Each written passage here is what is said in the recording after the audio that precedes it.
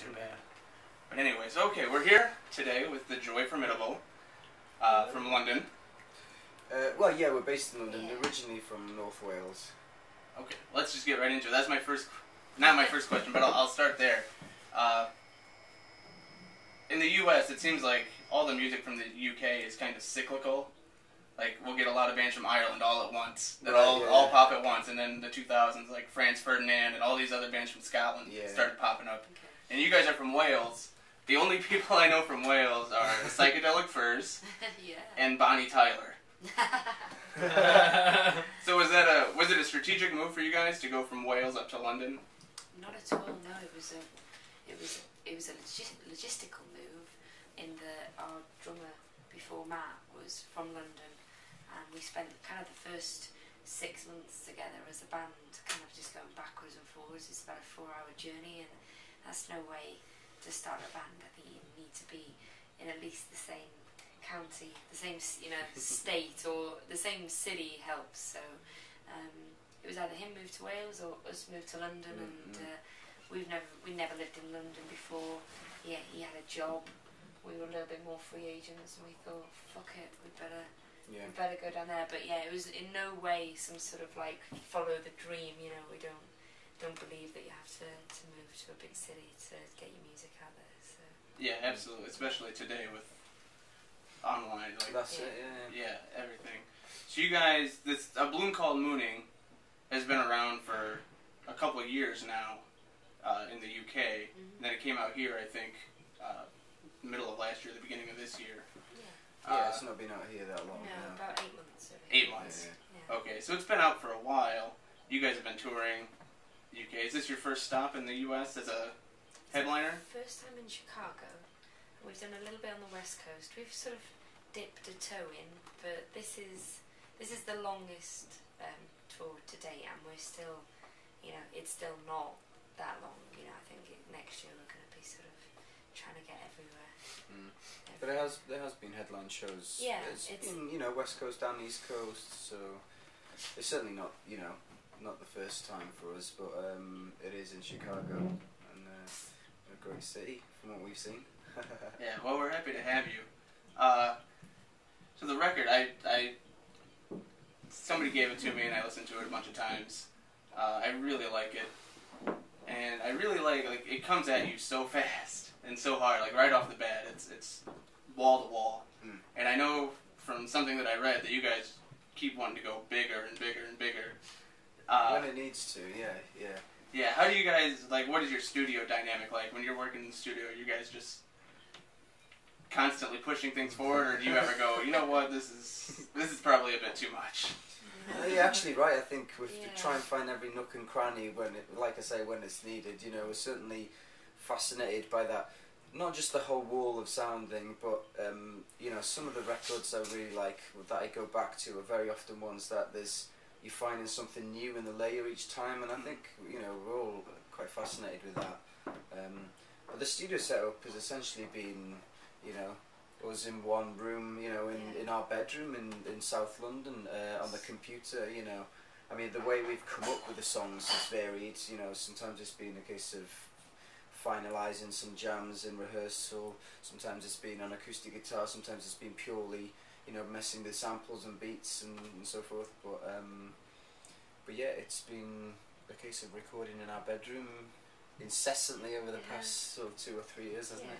I think dynamic's always really important. I think for us as a band, I think for me and all the music I love, I mean, like you said, it's not just about being loud, but it's I think with a lot of records, when I was growing up, a lot of records that I used to listen to, I always wanted them to go that one step further. It was always felt like it had been like somebody at some point had said, you can't make it go that noisy or that wide, or it's always been in some sort of, I don't know, shackle, sonic shackle, from a recording point of view. And because I suppose we've produced all of the EP and Bloom Called Mooning ourselves, I suppose there was nobody to kind of restrain that process. And with that, I suppose it was kind of rugged as well, because we didn't get your traditional kind of really, really well polished kind of feel to it. But you know, that was something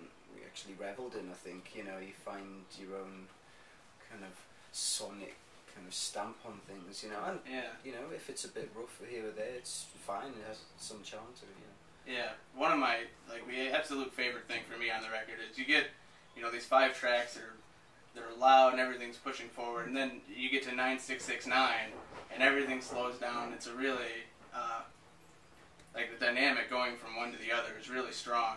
Was that like in the track listing or thinking about putting the record together? Were you conscious of like, well, we want to slow it down here? And I definitely think, you know, and it's the same with the album, you know, what we would call essentially our debut album, The Big Roar, coming out next.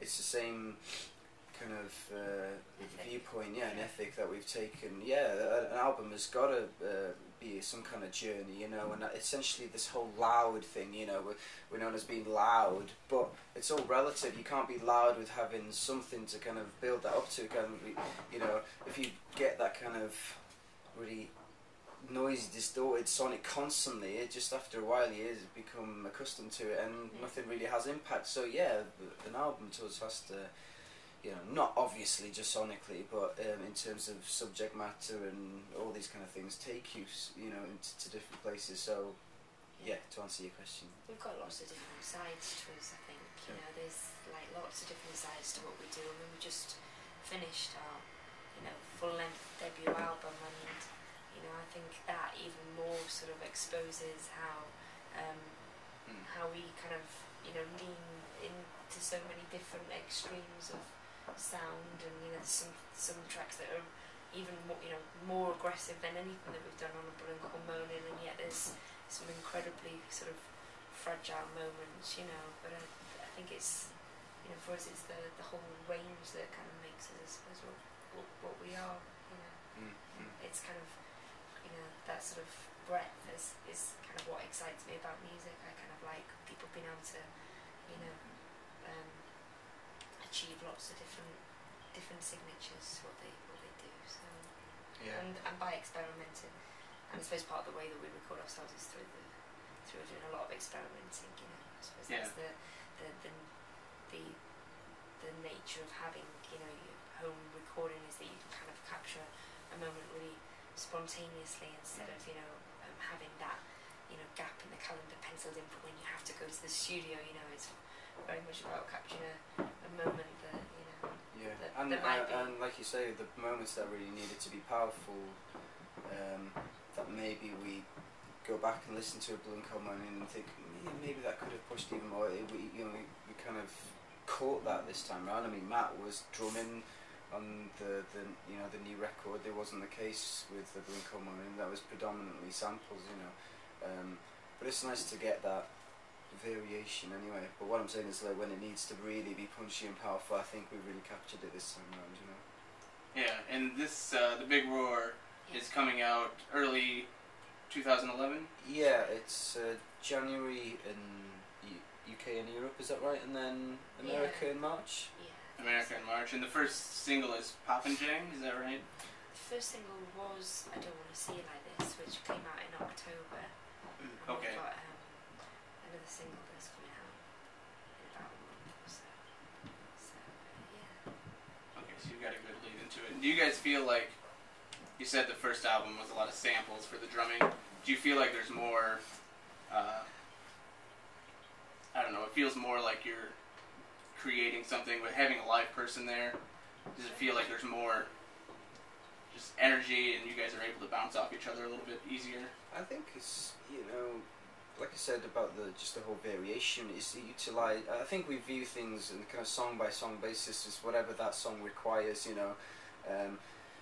It's not just what's at your disposal. I think it's important to kind of really hone in on what, you know, what the song's all about. Even if you do have a drummer, if we do have a singer, it might be an instrumental track, it might be you want to have a track where it samples, it just gives it that completely different flavour. So, you know, I think what's nice is, you know, when we really wanted to capture that percussive and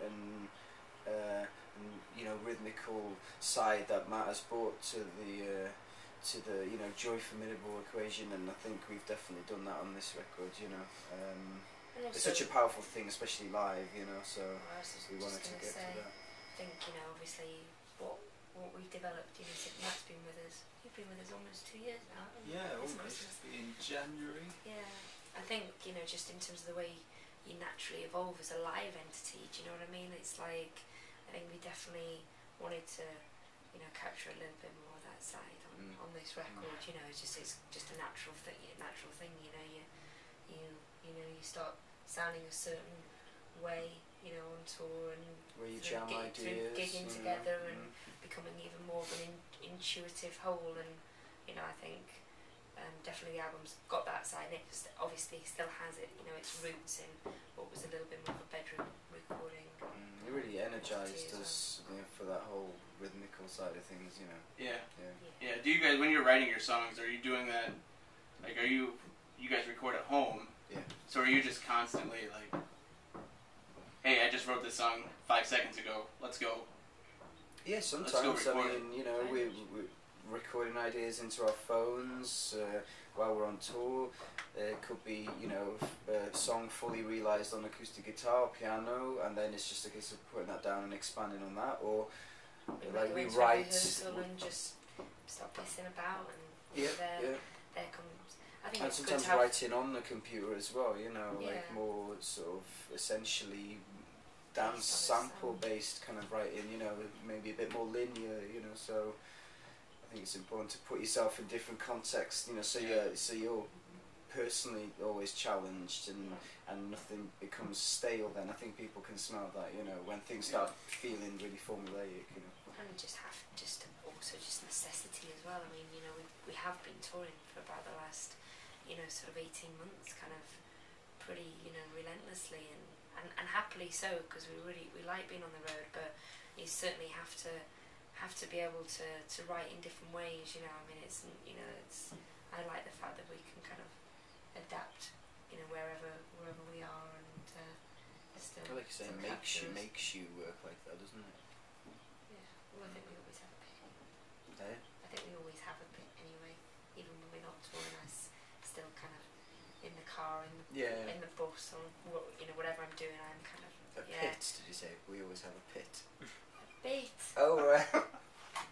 We do have a pit. I thought you meant like a hub, a recording hub. We have a pit back at home also. We have a recording pit. Is that semi-true? Yeah. That's closer to the truth than anybody knows. Just envisaging a little pit in the tour bus that they jump into to record every day. That'd be nice. I'd quite like a sand pit in the back. We haven't even got a bus though. We need throw, to get a bus first. We could throw Nika, sound guy, in there every night because he snores so much. Okay, I'm going to touch on one more thing. Okay. I think, like most people over here, I get all my UK music news from NME. Maybe everybody in the UK does too. I have no idea. Okay. But Ritzy, you were named cooler than Jay-Z on their last Cool. Is that right? Bloody hell. One spot about Jay-Z. How does it feel, Bowie? I don't know. I'm quite honestly speechless. And that's a rare thing. I just hate lists. I wouldn't mind getting Jay-Z down and putting them side by side, and then we'll decide who's cooler. That's it. You know. That's it. Like a little audition. A cool off, yeah. Cool off. That'd be good. That's all good. I think it's nice, obviously, for you know, a female artist to get recognised. You know. Oh, thanks. That's a good. Absolutely, and it's great for the band, obviously. Yeah. I'm just not a big fan of lists. Do you know what I mean? I just think I always find it difficult when they list that. I mean, I know it's just a part of what people try to do to give a reference to things, but you know, top album lists, top song lists. I'm always kind of like, shocking what? lists. What? You know, what the fuck? Well, that's number. You know, so yeah, definitely did a bit of. Well, hopefully, you know, I mean, ultimately, it comes from people finding you talented and write great songs. I mean, I think that's certainly what we consider cool. My number one in your cool list. You are big. Well, number 2 actually. Jay-Z's number 1. On that note, thank you guys so much. It's been a great honor for me, and really looking forward the show tonight. No, thank Thanks you. for that, man. Looking forward to